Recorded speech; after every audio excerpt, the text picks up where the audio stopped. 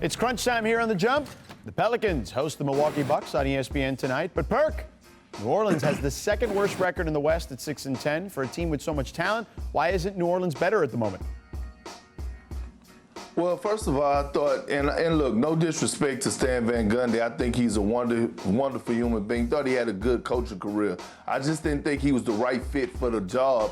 I thought they needed to go with a younger coach, a younger stud. And then secondly, George, when is Lonzo Ball going to show us that he was the number 2 pick? Like, it's time for him to show us either you're a superstar or all-star caliber player or you're a role player. But right now, all I'm screaming is free J.J. Redick. Free J.J. Redick. Well, look, about Lonzo, they have no shooting in the half court. When Brandon Ingram gets into the lane, he sees bodies everywhere. So their half court offense is bad.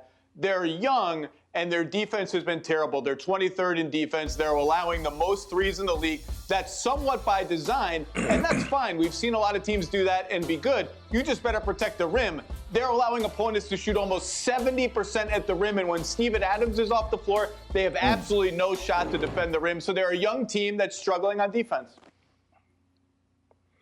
Well, that I know defense and struggling to Stan is driving them crazy. I got the opportunity to play for Stan in Orlando,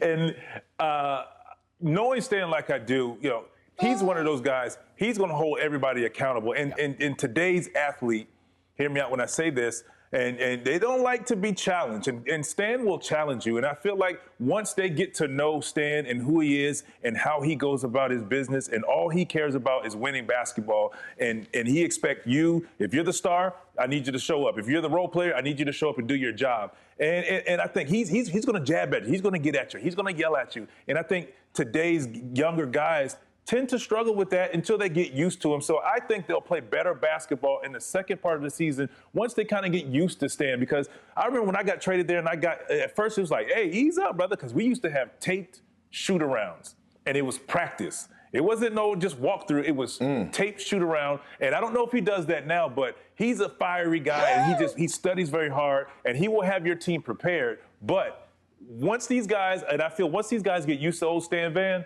they'll be okay. Yeah, he certainly is going to hold people accountable. And by the way, they needed help in being more structured, to be honest with you. I look at that team. Yep, and he is that. They were a team that just ran. Like, there was no structure to their offense. They had to learn how to play in the half court.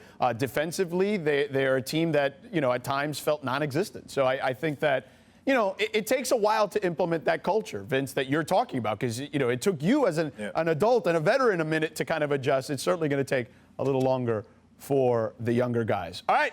That'll do it for us. Culture. Again, thanks to Zach, thanks to Perk, thanks to Vince for joining us today. The Jump is back on Monday. Rachel will be back in the chair. Make sure you subscribe to the Jump podcast. Subscribe, rate, and review. Have a great weekend. Thanks for watching ESPN on YouTube. For live streaming sports and premium content, subscribe to ESPN+.